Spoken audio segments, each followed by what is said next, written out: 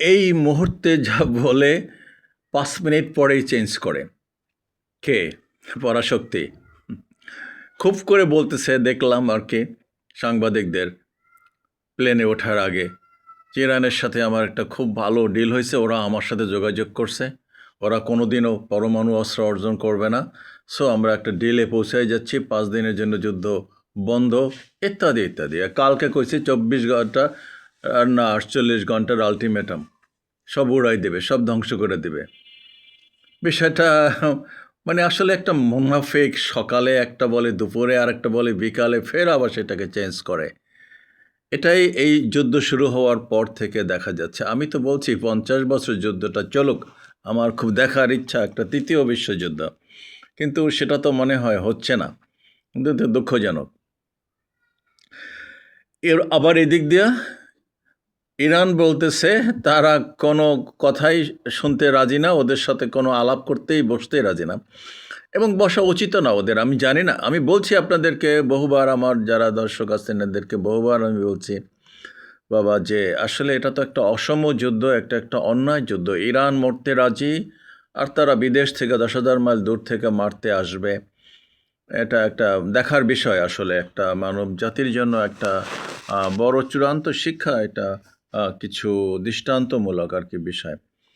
So খুব বাগাড়ম্বর করলেন উনি, খুব it's a good deal, good talk. তাদের নেতারা তো সব শেষ, এখন তো আর কোনো নেতা নাই। তারপরেও কারোর সাথে কথা হয়েছে, জিজ্ঞেস করছে সাংবাদিক কার সাথে, তো নাম বলে নাই, হয়েছে কথা হয়েছে, উচ্চপদস্থ কারোর সাথে কথা হয়েছে। আবার ওদিক দিয়ে ইরান টোটালি অস্বীকার করছে। বিষয়টা হলো এই 2-3 দিন যাবৎ তেল আবিবে ব্যাপক আকারে হামলা চালাইছে ইরান। ওদের ওই যে দেমোনা পরমাণু চুল্লির আশেপাশে ব্যাপক ধ্বংসযজ্ঞ চালাইছে।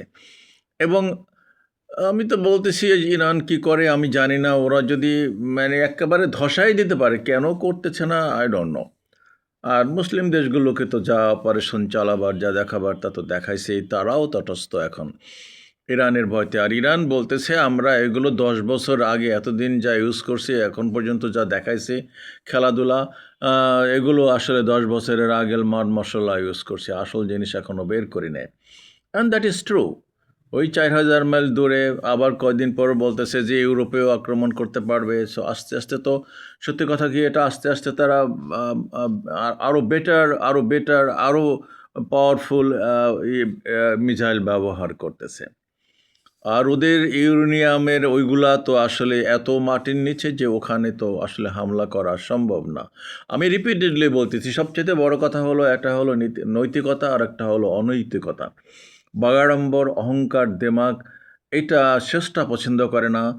আর এটা আমি তো উদাহরণ দিয়ে বলছি, গ্রামে যদি কোনো লোক বা কোনো ছেলে বা কোনো গায়ের জোরে কোনো কিছু করতে চায়, অহংকার দেমাগ দেখায়, একটা সময় গিয়ে আসলে নিশ্চিহ্ন হয়ে যায়, এটা থাকে না। অন্যায় জুলুম যারা করে তারা, আমার জীবন থেকে আমি দেখছি, আর আমি বলছি যারা 15-16 বছরের তারাও দেখবে, আমার স্কুল জীবনে, আমার কলেজ জীবনে অনেক অনেক দেখছি, কর্মজীবনেও দেখছি, গ্রামেও দেখছি। সো এগুলা আমি তো বলছি, ওই কয়টা প্লেন ধ্বংস হয়েছে, কয়টা এয়ারক্রাফট ক্যারিয়ার ধ্বংস হয়েছে, এইগুলো বর্ণনা দিয়ে তো লাভ নাই। অনেক লোক মারা গেছে ইরানে, অনেক লোক মারা গেছে, তো ওরা তো প্যালেস্টাইনে তো লক্ষাধিক লোককে মারছে। আজকে কয় বছর যাবৎ কী করছে? এই ট্রাম্প কি বন্ধ করছে? কোনো মুসলিম নেতা কি বন্ধ করছে? এটা তো পরিহাসের বিষয় আসলে। মুসলমান নেতাগুলা শুধুই তাদের গদি টিকায় রাখার জন্য তাদের ক্ষমতায়, কারণ তাদের ক্ষমতায় বসায় রাখছে তো ওরাই, ওই ঘাঁটি মাটি কইরা পঙ্গু করে রাখছে ওদেরকে আর কি। অথচ মুসলিম বিশ্ব যদি ঐক্যবদ্ধ থাকতো এবং নিজেদের সমস্যা, যে না আমরা কেউ কাউকে আক্রমণ করব না, যে যেখানে আসি সেভাবেই থাকবো, যার যার অবস্থা, জনগণের অবস্থা উন্নয়নের জন্য চেষ্টা করতো, কিন্তু সেটা তো করবে না কোনো একটা রাষ্ট্র। ওরা আসলে ভয় পায়, যদি গণতন্ত্র চায়, লোকেরা ভোটাভুটি চায়, তাহলে তো আসলে গদি থাকবে না। আর এগুলারে তো বসাইছে ওই ওই ওই বিধর্মীরাই, ওদের কারসাজি করে ওদের গোলাম বানায় রাখছে আর কি। আর ঘাঁটি বানাইয়া তো এখন একেবারে বলছে তোমরা খালি বিবি নিয়া ঘুমাও নিশ্চিন্তে, পান খাও, দাও, ফুর্তি করো, আমরা আছি, আমরা তোমাদের দেখবো। কিন্তু এবার দেখা গেল যে ওরাও রক্ষা করতে পারলো না ওদেরকে, ওদের যে ডিফেন্স সিস্টেম সেগুলোকে ধসায় দিছে। ইরান তো বলছে আমাদের রিফাইনারিতে আক্রমণ হলে আমরা এই এলাকার কোনো রিফাইনারি আস্থা রাখবো না, আমাদের খনিতে আক্রমণ হলে আমরা কোনো খনি আস্থা রাখবো না। তো ব্যাপারটা খুব মজার আমার কাছে, খুবই আসলে একদিক দিয়ে দুঃখজনক, বাট আরেক দিক দিয়ে এনজয়েবল যে আমেরিকার মতন একটা পরাশক্তি যেই ইসরায়েলকে মনে করছে যে সবসময় বলে বেড়েছে তারা অজেয়, তাদের এই সব কিছু দুর্বেদ্য, এখানে একটা পিঁপড়াও ঢুকতে পারবে না, এরকম একটা অবস্থা তাদের, আয়রন ডোম, অমুক ডোম, টমুক ডোম, গোল্ডেন ডোম। সো সেগুলোকে তো এখন তো মেরুদণ্ড সোজা করে দাঁড়ানোই তো ইসরায়েলের পক্ষে অসম্ভব। আমি তো দেখলাম ওখানে যে ওদের যুদ্ধমন্ত্রী গেছে সেই দেমুনার কাছে, অনেক লোক, শতাধিক লোক হতাহত হয়েছে, কিছু সিরিয়াস লোক মারাও গেছে। তো সেখানে পাবলিক তো একেবারে গণদোলায় দিছে বলতে গেলে আর কি ওদের যুদ্ধমন্ত্রীকে। আর বরাবরই অনেক লোক এই যুদ্ধের বিরুদ্ধে, ওদিক দিয়ে লেবাননের হিজবুল্লাহও আক্রমণ করতেছে, এদিক দিয়ে ইরানও একেবারে চূড়ান্তভাবে ব্যাপক ধ্বংসযজ্ঞ হয়েছে ইসরায়েলের বিভিন্ন জায়গায়। নিশ্চয়ই আমার যেটা মনে হয়, ট্রাম্পকে তো বিশ্বাস করার কোনো কারণই নাই। এই লোকটার তো কোনো চরিত্র, কোনো কমিটমেন্ট, কোনো পার্সোনালিটি আছে বলে আমি অন্তত মনে করি না। যাই হোক, তো আমার যেটা বিশ্বাস, আমার দূরদৃষ্টি যেটা বলতেছে, আসলে ওই ইরানের আক্রমণে তেল আবিব বা ইসরায়েল এখন একেবারে দিশেহারা হয়ে গেছে। ছোট্ট দেশ তো, ছোট্ট দেশ, এই যে 20-30 হাজার বর্গ কিলোমিটারের জায়গা, সেখানে যদি আরও ব্যাপক হামলা চালায়, ও তো বলছে যে আমরা কোনো কিছু বাছবিচার করব না, আমাদের যে ধ্বংস করছে বা করবা আমরাও ঠিক টিট ফর ট্যাট, দাঁতের পরিবর্তে দাঁত, চোখের পরিবর্তে চোখ নেব। সো এখন খুব নার্ভাস হয়ে গিয়া এখন আবার সেই ট্রাম্পের কাছে ওই ধর্ণা দিছে মানে ট্রাম্প, এই যুদ্ধটা তো ট্রাম্পের না, আমেরিকার না, আসলে এই যুদ্ধটা তো ইসরায়েলের। ওকে ডেকে আনছে, ওই যে অ্যাপেস্টাইনের ফাইল হাতে আসে হানি, ট্রাপে পইরা এখন ওই কান টানলে মাথা চলে আসে, ওকে আসতে বাধ্য করতেছে, নাহলে তোর সব কিছু ফাঁস করে দেবে। তো সেই হিসাবে এই যুদ্ধটা আসলে ইসরায়েলের হইয়া এই আমেরিকা করতেছে বা বাধাইছে আর কি। এখন আবার ওকে হাতে পায়ে ধরে বলতেছে, ভাই আমার তো অবস্থা কাহিল, তুমি ওরা তো দুইজন বন্ধু, গলায় গলায় খাতির, আবার দুইটাই তো একই জোয়ালের গরু আর কি। সো এখন তো আমার তো দম আসে আর যায়, তুমি এইটা একটু থামাও। আমার বিশ্বাস আপনাদের বিবেক বুদ্ধি বা দূরদৃষ্টি কি বলতেছে না বলতেছে সেটা জানাতে পারেন অবশ্যই। তো সেটাই ধরছে, হাতে পায়ে ধরছে, কিন্তু এখন সে কে কথা বলছে সেটা সে বলে নাই, বলছে হাই অফিসিয়ালরাই বলছে, ওদের তো নেতাই নাই। তারপরেও ওদের এখন যা আছে ওদের ভিতর থেকে হাই অফিসিয়ালরা যোগাযোগ করছে, আমার সাথে খুব পীড়িতের আলাপ হয়েছে, একেবারে ওরা আমার কাছে সারেন্ডার করছে, ওরা কোনোদিনও পরমাণু বোমা বানাবে না, ইত্যাদি ইত্যাদি। সো 5 দিনের যুদ্ধবিরতি হয়েছে, এরপরে সব কিছু থামাই দেবে, ওদের তো ব্যাপক ক্ষতি হয়েছে, ওদের তো কিছু নাই। আর এখন আবার বলতেছে ওরা খুব ভালো মানুষ, ওদের সাথে আমি একটা বন্ধুত্ব চাই, মিডল ইস্টের লোকদের সাথেও একটা ভালো সম্পর্ক চাই, মিডল ইস্টের গালফের যত আমাদের বন্ধু রাষ্ট্র আছে তাদেরও ভালো চাই, সবাই মিলেমিশে থাকবে, ইত্যাদি ইত্যাদি। মানে ওই দুধ তো শিয়ালের মতন বয়ান, ওই আঙ্গুর ফল টক, এরকম একটা আর কি বিষয় আর কি, গোজামিল।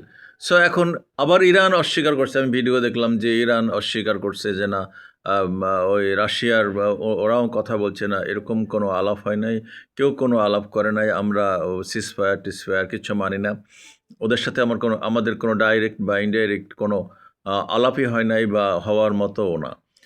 আমার মনে হয়, আমি জানি না, ওরা তো আর আমার কথা শুনবে না, ইরানের কোনো লোকেরা বা ট্রাম্প বা নেতানিয়াহু শুনবে না।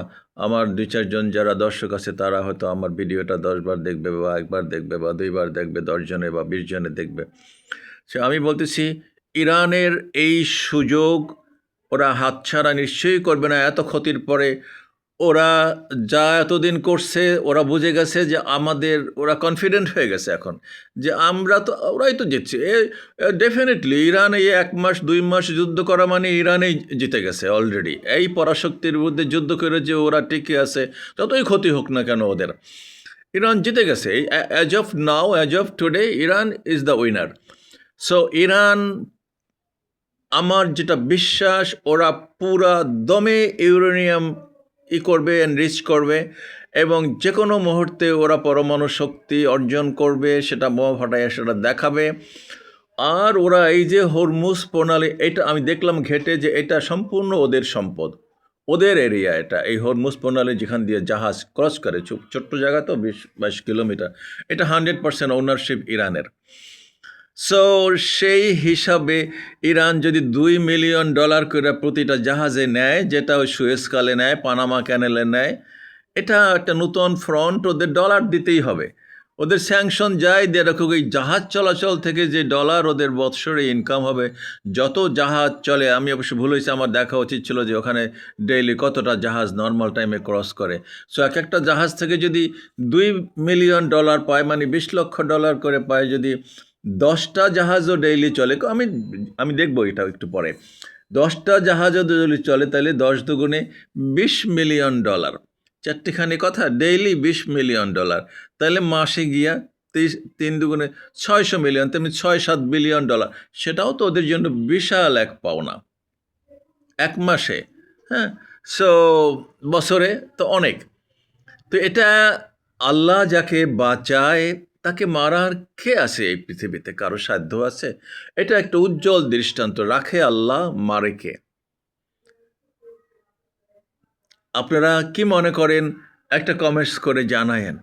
ইরানের এই ত্যাগ, এই জুলুম ইরানের উপরে, এর ফল অবশ্যই ইরানের জন্য ভালো হবে। কষ্টের পরে আল্লাহ তাআলা বলছে, কষ্টের পরে, মানুষের জুলুম নির্যাতনের পরে আল্লাহ তাদের উপর রহমত বর্ষণ করেন।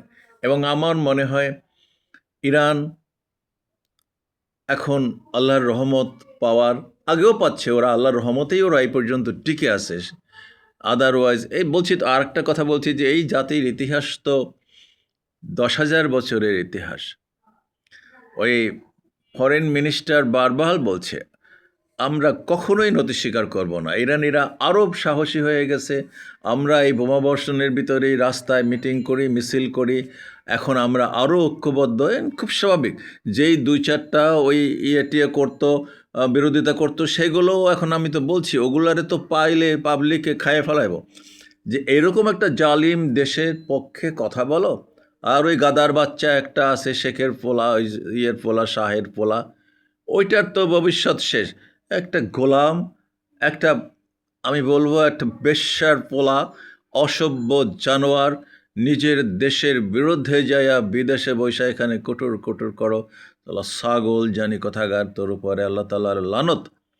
জালিম এই মুসলমানদের ভিতরে এগুলো বহু জায়গায় হয়েছে, বহু সময় হয়েছে এগুলো। নিজের রাষ্ট্রের, এই রাষ্ট্রের, বাংলাদেশের রাষ্ট্রের স্বামী বিদেশে, বিদেশ থেকে লোকাই না এখানে ওই বিডিআরে কী করছে মানুষ তো বলতেছে, আমি তো সচক্ষে দেখি না। এবং এটা তো খুবই যৌক্তিক কথা। এই এই হলো মানসিকতা। আরে বাবা, তুই তোর দেশের জন্য করতি, যদি ক্ষমতায় না থাকতে পারতি, ভোট দিতি, ফেয়ার ভোট দিতি, মানুষের চরিত্র গঠন করতি, সততা, একটা ইতিবাচক একটা রাজনীতির ধারা চালু করতে, আবার 5 বছর পরে আসতি, তুই না আসতি তোর দলের অন্য কেউ আসতো, নতুন নেতা আসতো, এইভাবে তো হতো না। কিন্তু ওই কাউকে কথাই বলতে দেবে না, কাউকে দাঁড়াতেই দেবে না, সব তাদের, সব তারাই খাব। এই মানসিকতাটাই তো, মানে ত্যাগ শিকারের কোনো সামান্য লেশ মাত্র নয়। আমেরিকারও ওইরকমই একই অবস্থা, ইসরায়েলেরও একই অবস্থা। আমরা বৃহত্তর ইসরায়েল করবে, সৌদি আরব, ইরান, জর্ডান, সিরিয়া সব নিয়ে নেবে ভাব, এরকম বলছে তারা, মিটিংয়েই বলছে, ম্যাপও দেখাইছে। এই ভারত যেমন চায়, ওই ভারত যেমন চায়, কিন্তু অখণ্ড, অখণ্ড ভারত, অখণ্ড, ওরা বলে তো ভারতবর্ষ, একটা বর্ষ না করলে কি হয়তো আমি জানি না, অখণ্ড ভারতবর্ষ করে। আমি তো কইছি বাবা লয়ে এলো, তাও তো ঘোরাঘুরি করতে পারো, কিন্তু লইলে যে কী করবো সেটা তো আমরা বুঝি। আর যদি যদি ভারত ভাগ না হইতো, আজকে কয় কোটি মুসলমান থাকতো? 60-70 কোটি। ওরা কি সামাল দিতে পারতো এই মুসলমানদেরকে? পারবে যুদ্ধ করে? ওই ইরান মরতে রাজি আছে। আমি তো বলছি একদিন এক জায়গায় একটা ছোটোখাটো মিটিংয়ে, যে একজন একজন একজন মুসলমান আর 100 জন বিধর্মী। মুসলমান তো বলে, মরলে শহীদ, বাঁচলে গাজী, সোজা হিসাব। এত তো ডানে বামে তাকাবার কোনো দরকার নাই। আর ইরানিরা তো আরও পোর খাওয়া। কত দিন থেকে এদেরকে দমায়ে রাখতেছে, কিন্তু ইরান কি দমে আছে, থেমে আছে?